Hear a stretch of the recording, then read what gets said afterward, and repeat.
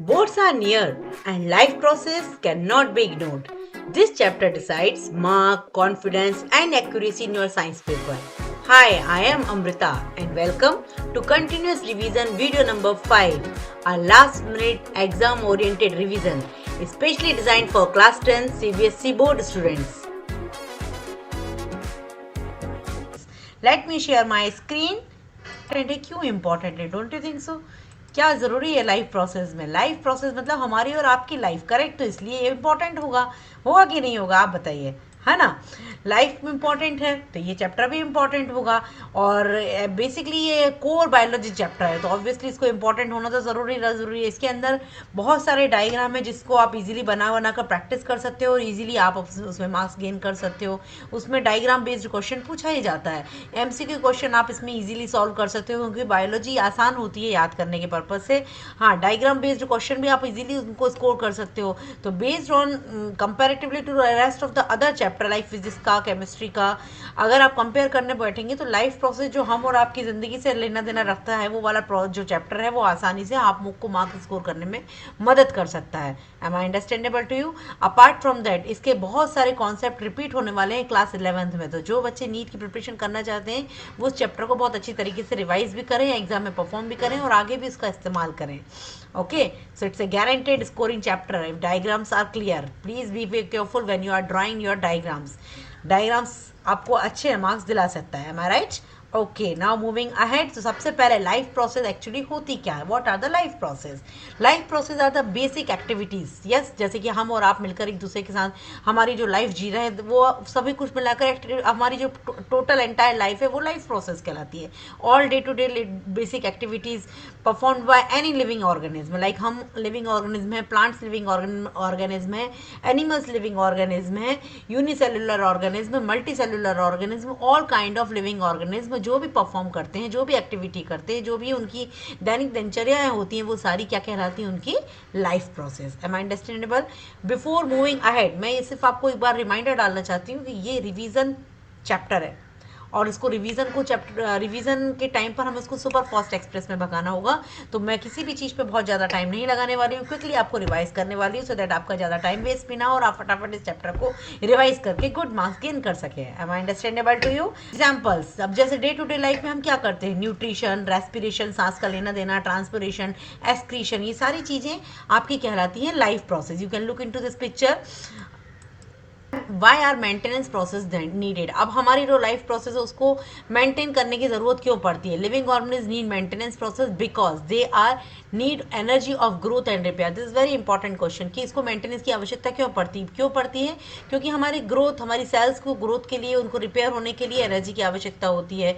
They need to replace damage cell, need to remove waste material and need to keep internal condition stable. हमारे अंदर जो भी conditions बन रही हैं उनको स्टेबल बनाए रखने के लिए लाइफ प्रोसेस को मेंटेन करने की जरूरत होती है। मेंटेन करने की जरूरत होती है मतलब हमें न्यूट्रिशन प्रॉपर खाना चाहिए, हमारा डाइजेशन अच्छा होना चाहिए, हमारी रेस्पिरेशन टेक्नोलॉजी, रेस्पिरेशन की प्रोसेस प्रॉपर होना चाहिए।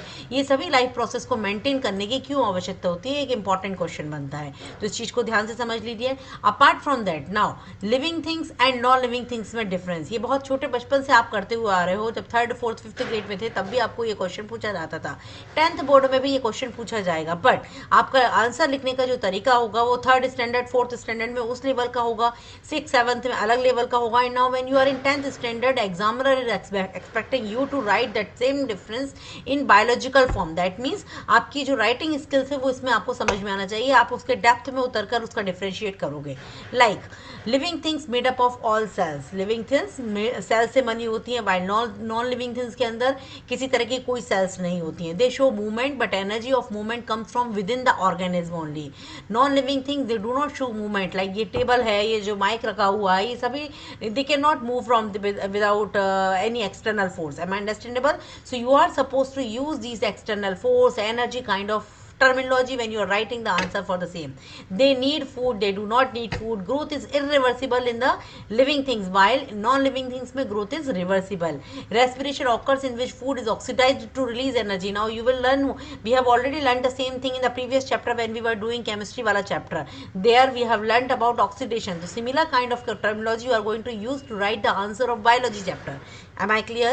When you will write your answer like that, you will get definitely full marks. Otherwise अगर थर्ड फोर्थ के लेवल का या सिक्स सेवन्थ लेवल का स्टैंडर्ड का आंसर आपने लिखोगे तो एग्जामिनर आपको उतना ही मार्क्स देगा. If you want to gain more marks you need to use the proper terminology. Am I clear?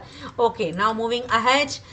Now afterward we were talking about nutrition. हमने सबसे पहले स्लाइड में न्यूट्रिशन एक तरीके की लाइफ प्रोसेस के मेंटेनेंस में बात करी थी, राइट? न्यूट्रिशन क्या होता है? ऑटोट्रोपिक न्यूट्रिशन, ये एक बहुत हाईएस्ट वेटेज वाला क्वेश्चन पूछा जाता है. Autotrophic nutrition, it is the mode of nutrition in which organism prepare their own food from simple inorganic substance using sunlight. Who prepares their own food? Obviously plants. ये वाला question भी हम बचपन से पढ़ते आ रहे हैं. सेकंड, थर्ड, फोर्थ स्टैंडर्ड से ये आंसर पढ़ाया जा रहा है.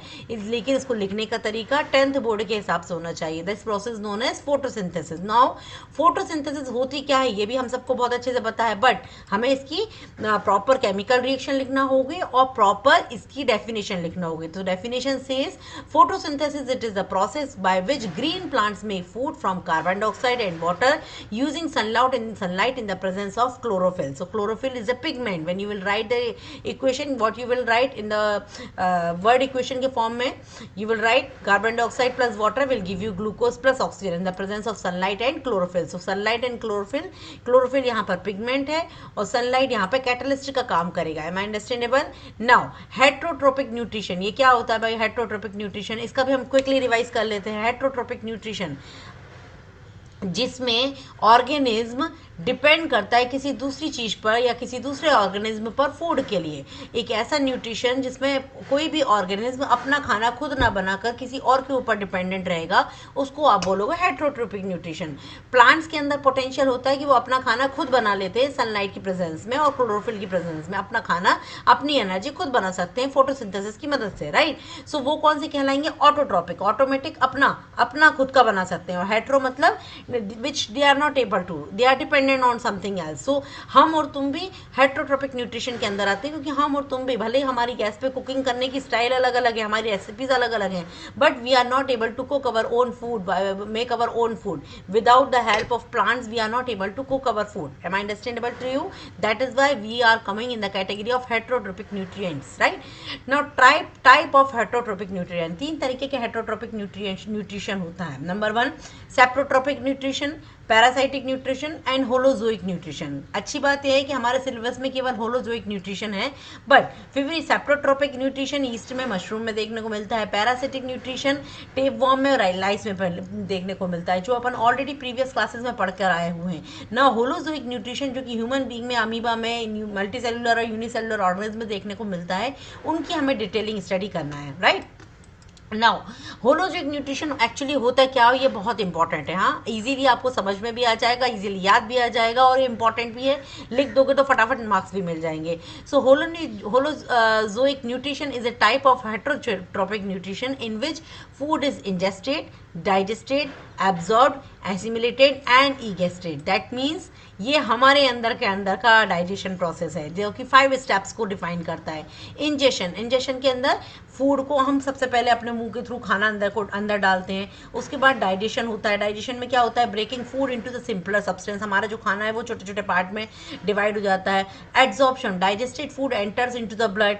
Then assimilation, it use of the food by body cells. And then the egestion, removal of undigested food by as a waste product, right? हमारा एक्सक्रीशन सिस्टम के through खाने बाहर निकल जाता है. अमीबा में भी सेम तरीके का न्यूट्रिशन, होलोजोइक न्यूट्रिशन देखने को मिलता है. ये देखो, आप इसका पिक्चर देख सकते हैं. एक अमीबा है, इसका जो खाना है, ये देखो छोटा सा, मेरा कर्सर की तरफ ध्यान दीजिएगा, छोटा सा खाना, एक छोटा सा अमीबा इज यूनिसेलुलर ऑर्गेनिज्म, एक ही सेल का ऑर्गेनिज्म है, मगर तो भी वो जिंदा रहता है. और तो उसको भी एनर्जी की जरूरत होती है और उसको भी खाने की जरूरत होती है. वो खुद का खाना नहीं बना सकता है. उसको अगर बाहर से खाना नजर आया, दैट मीन्स होलोजोइक न्यूट्रिशन के अंदर उसका नाम आता है, राइट? अब उसने थोड़े से खाने को भी सेंस कर लेता है. फर्स्ट step में it is showing that amoeba is sensing the food. In the second step it is saying pseudopodomia surrounded the food. जैसे ही फूड को नजर आया उसने फूड को अपने अंदर की तरफ ले लिया और चारों तरफ से उसको सर्कल आउट कर लिया. The food is enclosed now and the food is vacuole, वो फूड एंड वाटर का सप्लाई हो गया. Now enzyme from the cytoplasm are secreted into the food vacuole. अंदर कौन सीक्रेट हुए? एंजाइम सीक्रेट हुए. सीक्रेट होने की वजह से ये जो उसने छोटा सा खाना इनहेल किया था, food is digested and then soluble materials are absorbed and assimilated used up. Undigested food को बाहर निकाल दिया गया. तो एंटायर प्रोसेस आप पिक्चर के थ्रू समझ सकते हैं. खाना अंदर गया, अंदर जाने के बाद उसके चारों तरफ पानी और फूड मटेरियल हो गया, एंजाइम आया, एंजाइम उसको ब्रेक करके डाइजेस्ट कर लिया, डाइजेस्ट करके अच्छी चीज़ें उसने एब्जॉर्ब कर ली, खराब चीज़ें उसने बाहर निकाल दी. नाउ ये हो गया अमीबा की बात. अब हमारी बात आती है भाई, हमारी बात आती है मतलब human digest system. Look into this picture. ये पिक्चर बहुत इंपॉर्टेंट है. इस पिक्चर को ध्यान से देखो, ध्यान से लर्न करो और अपनी कॉपी में बार बार बनाकर पिक्चर को उसके सारे जो नाम दिए गए हैं, स्पेसिफिक नाम, उन नामों को याद रखो. ऑब्वियसली आपको ये डाइजेशन से रिलेटेड पिक्चर दिया जा सकता है, आपको ब्लॉकेज दिए जा सकते हैं और उसमें आपको नाम लिखने को बोला जा सकता है. दैट मीन्स स्टमक कहाँ पे है, स्मॉल इंटेस्टाइन के सामने ब्रैकेट लगा दिया, what it is, either oesophagus के सामने आपके सामने डैश लगा दिया गया है, आपको ब्लॉकेज बना दिया जाएगा जिसमें आपको फिल करना पड़ेगा. तो इस पूरे पिक्चर को बहुत अच्छी तरीके से लर्न करो बच्चे लोग, ताकि आपको फुल मार्क्स दिलाने में मदद कर सकें.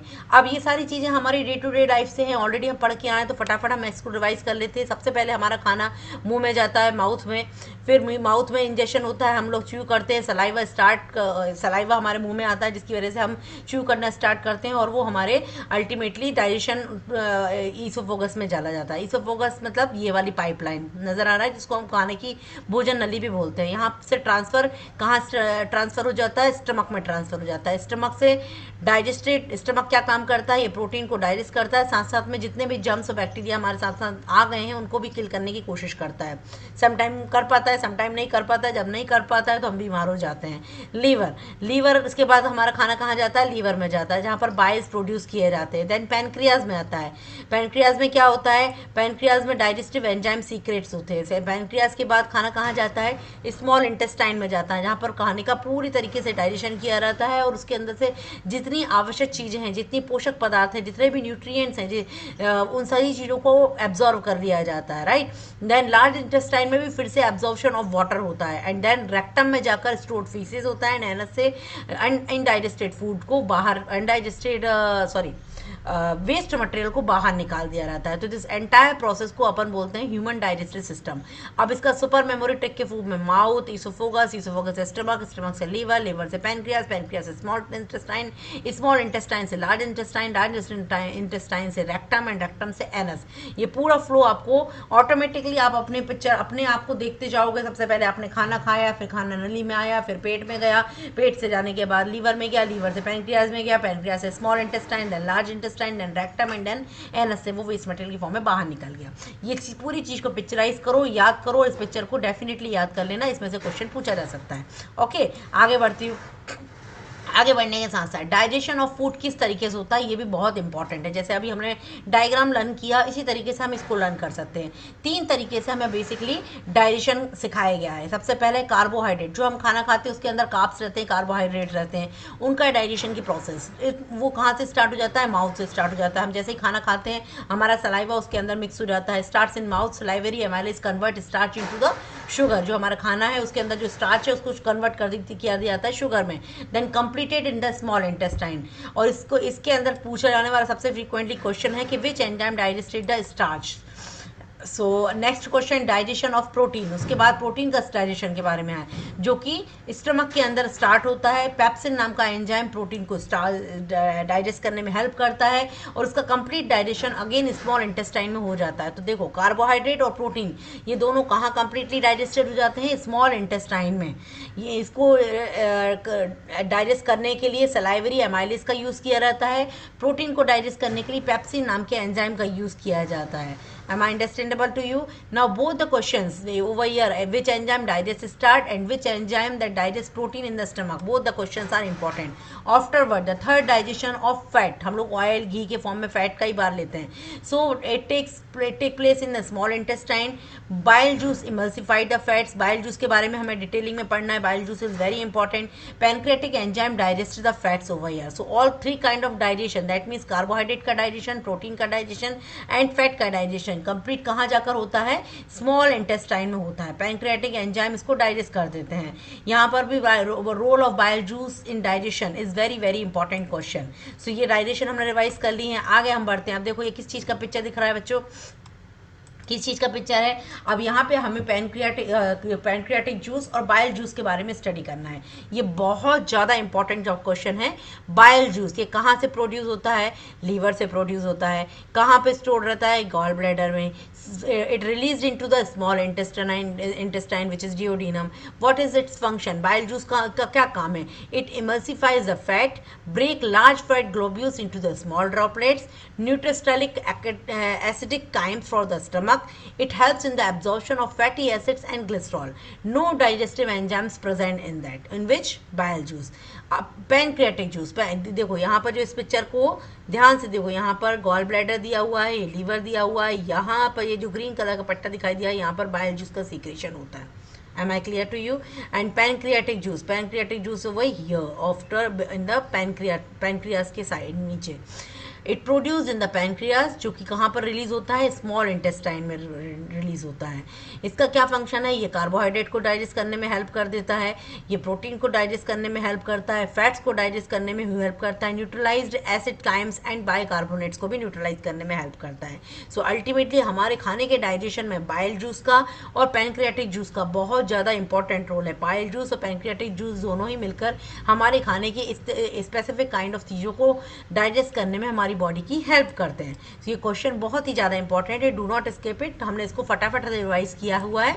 आगे बढ़ते हैं. आगे बढ़ने के साथ साथ हमें पता करना है ट्रांसपोर्टेशन क्या होता है. ट्रांसपोर्टेशन का मतलब क्या होता है? It's a process by which material like food, water, oxygen, carbon dioxide and waste material are carried from one part of the body to the another part of the body. हमारे शरीर में पूरा खाना, पूरा पानी, हमारी ऑक्सीजन जो हम इनहेल कर रहे हैं, हमारे बाहर से निकलने वाली कार्बन डाइऑक्साइड है और हमारे वेस्ट मटेरियल है, उनका पूरा ऊपर से लेकर नीचे तक का ट्रांसपोर्टेशन, यहाँ से वहाँ जाना, ये पूरी एंटायर प्रोसेस कहलाती है transportation. Am I clear? Transportation की प्रोसेस के दौरान हमें ट्रांसपोर्टेशन इन ह्यूमन डिटेल में दिया हुआ है. अब उसमें आपको सबसे पहले ध्यान रखना होगा हमारी सांसों के बारे में. सांसों के बारे में करने के लिए हमें सबसे पहले किसके बारे में पता करना होता है? हार्ट के बारे में. अब हार्ट जो है 4 चैम्बर से मिलकर बना होता है. ये बहुत इंपॉर्टेंट क्वेश्चन है. इस पिक्चर को भी मैंने अपने हाथों से ड्रॉ करके पुट ऑन किया है. जब आपको अगर ये ड्रॉ करने को बोला जाएगा तो आप ऐसा ड्रॉ करोगे, ड्रॉ करा हुआ आएगा और सिर्फ आपको नाम पुट करने के लिए बोला जाएगा तो आप एटलीस्ट इतने नाम उसमें से जो इंपॉर्टेंट नाम है मैंने लिख के रखे हुए हैं. Systematic aorta, pulmonary Wien, pulmonary aorta, left article, right article, left ventricle, right ventricle, aorta, inferior Verona कावा. इस तरीके के सारे नाम जो हैं वो आपको अच्छी तरीके से याद रखना है और उस पिक्चर को भी अच्छी तरीके से याद रखना है. इनका जो फंक्शन है वो बुक में, टेक्स्ट बुक में बहुत डिटेलिंग में दिया हुआ है. हमने इसको छोटे फॉर्म पॉइंट में कवर अप करने के लिए एक टेबल बनाया है. इस टेबल को ध्यान से देख लीजिए. साथ साथ में अगर आप if you want to take screenshot you can take. Right atrium से सबसे पहले it receive deoxygenated blood from the body. Deoxygenated blood from the body कौन लेता है? Right atrium. Right ventricle, it pumps deoxygenated blood to the lungs. Left atrium receives oxygenated blood from the lungs, while left ventricle pumps oxygenated blood to whole body. This entire system given in the detail which we have covered in the small little table, which will be easily help. Definitely this table will be helpful for you to remember the main important points. important things which you can easily write it down in your own language. Now blood components, हमारे पास blood components कौन कौन से होते हैं? RBC, WBC and platelets. नाम तो आपने already पढ़ा हुआ है, आप ऑलरेडी इसको डिटेल में पढ़ के आए हो. RBC क्विक रिवीजन करते हैं. RBC का full form red blood cells. ये क्या करती हैं? Transport oxygen, contain haemoglobin. Haemoglobin means haem means iron and globin it's a kind of protein. So haem plus iron, heme is iron and globin is a protein which is hemoglobin. Haemoglobin, it transport oxygen and contain haemoglobin.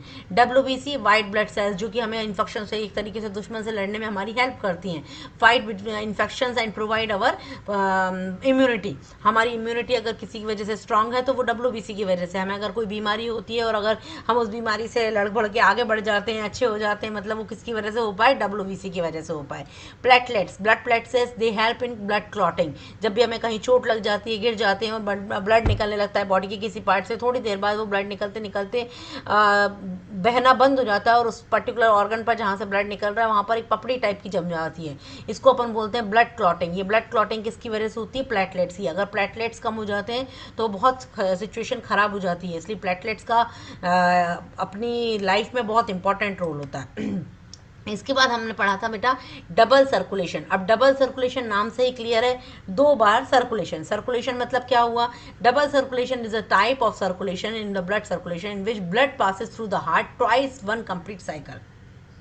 हमने भी heart को 4 chamber में सीख लिया, यही blood को 2 बार rotate करने की बात की प्रोसेस क्या कहलाएगी, double circulation, in which the blood passes through the heart twice in one complete cycle. Am I clear to you? एक कंप्लीट साइकिल में ब्लड 2 बार पूरी तरीके से हार्ट में रोटेट होता है।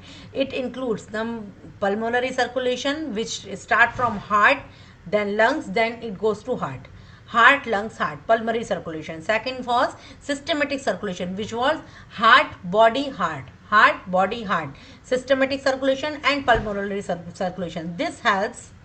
This helps in sufficient supply of oxygen to the all body parts. हमारी बॉडी के ऊपर से लेकर नीचे तक के सारे बॉडी पार्ट्स में पर्याप्त मात्रा में ऑक्सीजन पहुंच रही है या नहीं पहुंच रही है, ये पूरी जिम्मेदारी किसकी होती है, ब्लड सर्कुलेशन सिस्टम की। डबल ब्लड सर्कुलेशन सिस्टम में पल्मोनरी और सिस्टमेटिक सर्कुलेशन को बहुत इंपॉर्टेंट रोल दिया गया है। आगे बढ़ते हैं, डेफिनेशन ऑफ रेस्पिरेशन। रेस्पिरेशन की प्रोसेस भी हम छोटी क्लासेस से पढ़ते आ रहे हैं और हर रोज सांस लेते हैं, हर रोज सांस छोड़ते हैं, बट जब हमें इसको लिखने की बारी आती है तो कभी कभी हमारे शब्द इधर के उधर हो जाते हैं, साधारण भाषा का इस्तेमाल हो जाता है। Be very much careful when you are writing definition, please be very much specific about specific terminology used for the definition only, then only the examiner will give you 100% marks for that. Obviously अगर 2 mark का question है और अगर आपने साधारण भाषा में लिखा तो उसमें आपको आधा नंबर मिलेगा, अगर आपने स्पेसिफिक अच्छी भाषा में लिखा तो 2 में से 2 नंबर मिलने के फुल चांसेस होते हैं। तो मैं आपको एडवाइस करूंगी कि प्लीज सारी डेफिनेशन, फिजिक्स में, केमिस्ट्री में, बायोलॉजी में, सभी में डेफिनेशन एज इट इज लिख के आइए तो आपको आसानी से नंबर फुल मार्क्स मिल जाएंगे। Respiration is the what, respiration क्या होता है भाई, हम और तुम सांस लेते हैं उसी को रेस्पिरेशन बोलते हैं। It's a biochemical process in which food glucose is broken down inside the cells to release energy, and respiration is the process of oxidation of food release energy for life activities. Am I clear to you?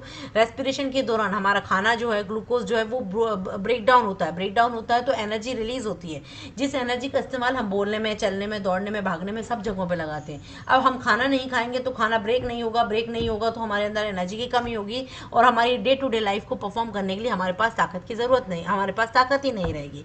That is Y respiration का बहुत important role है हमारी life में। इसके बाद यहाँ पर respiration के लिए हमारे चैप्टर में, हमारे सिलेबस में 2 इंपॉर्टेंट रेस्पिरेशन दिए गए जो कि बहुत ज़्यादा बार पूछे जाते हैं, aerobic respiration and anaerobic respiration. Difference कई बार पूछा गया है, कई बार, मल्टीपल टाइम एरोबिक रेस्पिरेशन का और एनारोबिक रेस्पिरेशन का डिफरेंस पूछा गया है। अपार्ट फ्रॉम डिफरेंशिएशन कई बार उसको MCQ के फॉर्म में या दूसरे डिटेल क्वेश्चंस के फॉर्म में भी घुमा फिरा के पूछा जाता है। So anaerobic and aerobic respiration में डिफरेंस क्या है, let's move ahead. It takes place in the presence of oxygen. Which one? Aerobic. In the presence of oxygen, जो ऑक्सीजन की प्रेजेंस में होता है उसको बोलते हैं एरोबिक, जो ऑक्सीजन की एब्सेंस में होता है उसको बोलते हैं एनएरोबिक। ऑक्सीजन की प्रेजेंस में जब ये ग्लूकोज डिकम्पोज होता है तो वो कंप्लीटली डिकम्पोज हो जाता है, ग्लूकोज पूरी तरीके से ब्रेक डाउन हो जाता है, ग्लूकोज पूरी तरीके से अलग अलग हो जाता है, दैट मीन्स अलग अलग पार्ट में डिवाइड हो जाता है। वाइल जब ऑक्सीजन की कमी होती है, एनारोबिक रेस्पिरेशन हो रहा होता है, तब ग्लूकोज पूरी तरीके से ब्रेक डाउन नहीं हो पाता है। एरोबिक रेस्पिरेशन का एंड प्रोडक्ट है carbon dioxide, water molecule plus energy, हमें जो एनर्जी मिल रही है, राइट। एंड एनारोबिक रेस्पिरेशन का बाय प्रोडक्ट है, एंड प्रोडक्ट है अल्कोहल एंड कार्बन डाइऑक्साइड और lactic acid in the muscles के फॉर्म में। एरोबिक रेस्पिरेशन में हमें एनर्जी ज़्यादा मिलती है, right, more energy is released, that is why we are using that energy, while anaerobic respiration में लेस एनर्जी रिलीज होती है। एरोबिक रेस्पिरेशन माइटोकॉन्ड्रिया में देखने को मिलता है, वाइल एनारोबिक रेस्पिरेशन साइटोप्लाज्म में देखने को मिलता है। So these are the main difference which we have covered. Apart from that there are multiple differences are also there for aerobic and anaerobic respiration. ये मेन डिफरेंस हमने slide में लगाए हुए हैं। Go ahead please. Okay, now respiration और anaerobic और aerobic तो पढ़ लिया, बट अभी ब्रीदिंग में और रेस्पिरेशन में भी डिफरेंस होता है। हम ब्रीद लेते हैं और रेस्पिरेशन करते हैं, दोनों ही प्रोसेस लिटिल बिट डिफरेंट होती हैं। हालांकि हमें डे टू डे भाषा में ऐसा समझ में आता है रेस्पिरेशन की प्रोसेस ब्रीदिंग की प्रोसेस होती है, बट ब्रीदिंग में और रेस्पिरेशन में साइंटिफिक भाषा में डिफरेंस होता है। ब्रीदिंग एक तरीके की फिजिकल प्रोसेस होती है, जबकि रेस्पिरेशन एक तरीके की बायोकेमिकल प्रोसेस होती है। ब्रीदिंग में गैसेस को एक्सचेंज किया जाता है, वाइल रेस्पिरेशन में एनर्जी को रिलीज किया जाता है। ब्रीदिंग लंग्स में होती है, जबकि रेस्पिरेशन सेल्स के अंदर होता है। ब्रीदिंग में कोई भी एनर्जी रिलीज नहीं होती, जबकि रेस्पिरेशन के दौरान lots of amount of energy release होती है। So this is the very basic difference between them, but you need to keep this in your mind. Most of the time children gets confuse कि breathing और respiration में कोई difference होता ही नहीं, क्योंकि दोनों ही सेम मेथड होती है। हालांकि डे टू डे भाषा में आसान भाषा में आम लोगों की नजरों में ब्रीदिंग भी वही बात है और रेस्पिरेशन भी वही बात है, but there is a difference in the biological terms. Be careful when you are writing this answer. So keyword के फॉर्म में if you will remember, breathing is equal to air and respiration is equal to energy. breathing आप हवा को लेते हो, oxygen को लेते हो, और respiration करते हो तो आपको एनर्जी मिलती है। You can use this picture also, and please this picture to be done by you, to be remembered by you multiple time, specifically the name. ये ड्रॉ करने को तो नहीं आएगा, I do not think so कि ये draw करने के लिए आपको आएगा, बट इस तरीके का पिक्चर देने के बाद वो आपको नाम पूछ सकते हैं, आपको या ये डैश करके बताएगा कि इसका नाम क्या है, बताओ तो pharynx, larynx, trachea, rings of cartilage, lungs, ribs, diaphragm, bronchi, bronchioles, ये सारी जो चीज़ें हैं, एल्वियोलाई, ये सारी चीज़ें जो है आपको ध्यान रखना होंगी कि ये क्या क्या होती हैं। ह्यूमन रेस्पिरेटरी सिस्टम है, इसका सिंपल फ्लो डायग्राम है, जो सबसे पहले स्टार्ट होता है नॉस्ट्रल से, हम नाक से सांस लेते हैं, then nasal cavity, then trachea, then bronchi, then bronchioles, then alveoli. Exam tip में हमेशा आप याद रखो कि एल्वियोलाई को हमेशा आप क्लियरली लेबल करो, क्योंकि ये बहुत इंपॉर्टेंट है। अब basically alveoli you can see this in this picture, ये एक्चुअली होते क्या है, किसी को पता है ये वाली बात? What are alveoli? एल्वियोलाई क्या होते हैं बच्चों? एल्वियोलाई बहुत छोटे से टाइनी बलून लाइक सैक्स होते हैं, ठीक है। अब आप इनको पिक्चर में देख सकते हो, यहाँ पे जो पिक्चर बनाई हुआ है, यहाँ पे लंग्स का पिक्चर बना हुआ है। लंग्स के अंदर आप देखो छोटे छोटे से पिक्चर्स, ऐसे डॉट साइन बनाए हुए हैं, जिसको यहाँ पर जूम आउट करके दिखाया गया है, जो कि एयर सैक्स के फॉर्म में आप पहचान सकते हो, छोटे छोटे बलून्स के फॉर्म में आप इनको पहचान सकते हो। ये कहाँ प्रेजेंट होते हैं? ये end of the bronchioles present होते हैं, और इनका लंग्स के अंदर एंड ऑफ द ब्रोंकियोल्स को प्रेजेंट होते हैं। इनका काम क्या होता है? Alveoli are the site of exchange of gases, मतलब जो कार्बन डाइऑक्साइड और ऑक्सीजन का हम लोग लेना देना कर रहे होते हैं, वो मेन काम किनका होता है? एल्वियोलाई का होता है। इसलिए इनका बहुत ज़्यादा इंपॉर्टेंट रोल है हमारी बॉडी में, और इनका एक्चुअली में रिजल्ट क्या होता है? इनकी प्रेजेंस की वजह से हमारी बॉडी के अंदर से गैसेस का जो एक्सचेंज है वो क्विकर होता है, वो फास्ट होता है। Am I understandable? That is why this question is extremely important for the board exam. So when the examiner will ask the same question, the perfect answer should be written like alveoli are the tiny air sacs present in the lungs at the end of bronchioles. They are the site of exchange of oxygen and carbon dioxide. Their thin walls, large surface area and rich blood supply makes gas exchange efficient. Which kind of gases? Carbon dioxide and oxygen. Please make sure when you are writing this answer, please you have to write this entire detail in 1 or 2 or 3 lines maximum. So please cover it, उसको 2 या 3 number के answer में आपको cover up करना होता है। Don't leave this question. Alright, now इसके बाद आता है एक्सक्रीशन। एक्सक्रीशन ह्यूमंस में भी होता है, प्लांट्स में भी होता है। सबसे पहले हम लोग एक्सक्रीशन प्लांट्स ह्यूमंस में पढ़ेंगे। पहले तो एक्सक्रीशन होता है क्या है? वेस्ट प्रोडक्ट्स को बाहर, हमारी बॉडी के बाहर निकाल देना, किसी भी लिविंग ऑर्गेनिज्म में से बाहर वेस्ट प्रोडक्ट्स को निकालना एक्सक्रीशन कहलाता है, चाहे वो प्लांट्स हो चाहे वो एनिमल्स हो। Right, so it's a process. What is excretion? Excretion is a process of removal of metabolic waste product from the body. Am I clear to you? Metabolic waste product that means हमने जो खाना खाया, हमारी जो metabolism हुई, सांसों का लेना देना हुआ, हमारी बॉडी के सेल ऑर्गन्स ने काम किया, सेल में से वेस्ट प्रोडक्ट्स बाहर निकले, खाने को डाइजेस्ट करके अनडाइजेस्टेड फूड बाहर निकला, वो सारी चीज़ों को बाहर फेंकने का काम क्या कहलाता है? Excretion. Am I clear? Now this is the picture of human excretory system. You can see in this picture, excretory system को 4 तरीके से डिवाइड किया गया हमारी बॉडी के अंदर। कौन कौन से? Human excretory system consist of a pair of kidney, a pair of ureter, a urinary bladder and urethra. Look into this picture again. Let me tell you, this picture is also very important. Yes, it is very important. Please इसको ध्यान से करो, इनके सारे नाम को ध्यान से याद करो, 2 से 3 बार, 3 से 4 बार कम से कम ड्रॉ कर कर देखो, आपको फुल मार्क्स मिलेंगे. डायग्राम में इजीली नंबर मिले जा सकते हैं, क्योंकि डायग्राम में आपकी थोड़ी सी नीटनेस का ध्यान तो दिया जाता है, मोर नीटनेस के साथ साथ आपसे ज़्यादा इंपॉर्टेंट उनके नामों का ध्यान दिया जाता है. तो प्लीज़ इसके जितने भी नाम है, जितने भी नॉमेनक्लेचर दिए हुए हैं यहाँ पर, उन सभी चीज़ों को आप ध्यान से याद कीजिए. किडनी क्या होती है? किडनी द बीन शेप्स की बीन शेप का स्ट्रक्चर होता है. बीन्स मतलब जो हम घर में खाना यूज़ करते हैं ना, खाने टाइम बीन्स की सब्जी बनती है, बिल्कुल वैसा ही उनका स्ट्रक्चर होता है. आप देखो इस तरीके का स्ट्रक्चर होता है. They are located on the either side of the vertebral column. Right kidney slightly lower than the left. Right and left दो तरह की किडनी होती है. राइट वाली लेफ्ट वाले के कंपेरिजन में थोड़ी सी नीचे की तरफ बनी होती है. इनका काम क्या होता है, क्यों बनी होती है? किडनी का बहुत इंपॉर्टेंट रोल है हमारी लाइफ में. क्यों होता है? क्योंकि they filter blood, they remove waste substance and they form urine. अगर वेस्ट प्रोडक्ट हमारी बॉडी में से बाहर नहीं निकलेंगे, दैट मीन्स अगर दो किडनी में से कोई भी किडनी फंक्शन करना बंद कर देगी, तो वेस्ट प्रोडक्ट जो है वो प्रॉपरली हमारी बॉडी में से बाहर नहीं निकल पाएंगे. और जब वेस्ट मटेरियल ज़्यादा हो जाता है तो क्या हो जाता है? जैसे घरों में हमारे पाइप में इकट्ठी गंदगी हो जाए तो पाइप ब्लॉकेज हो जाते हैं ना, इसी तरीके से हमारी बॉडी की बहुत सारी चीज़, ऑर्गन सिस्टम काम करना बंद कर देते हैं due to the extra amount of waste product. That is why kidney का हमारी लाइफ में बहुत ज़्यादा इंपॉर्टेंट रोल है. अब किडनी को काम करने के लिए nephron functional unit of kidney होती है.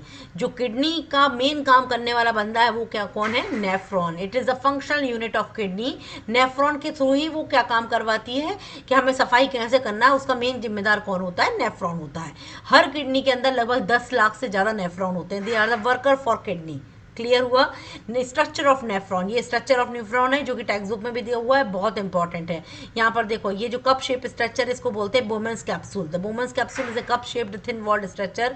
ग्लोमेरुलस कप शेप्ड स्ट्रक्चर के अंदर बहुत सारे जाल जैसी स्ट्रक्चर्स बनाए जाते हैं, जिसको आप बोलते हो ग्लोमेरुलस.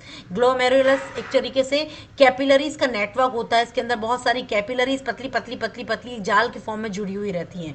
टेबुलर लॉन्ग फॉर्म, ये जो कि टेबुलर लॉन्ग फॉर्म दिया हुआ है, पूरा टेबल के ऐसा लंबा लंबा जो फॉर्म दिया हुआ है, long connected to the Bowman's capsule. ये भी वोमेंस कैप्सूल से कनेक्टेड रहती है. समझ में आया? देखो पिक्चर को.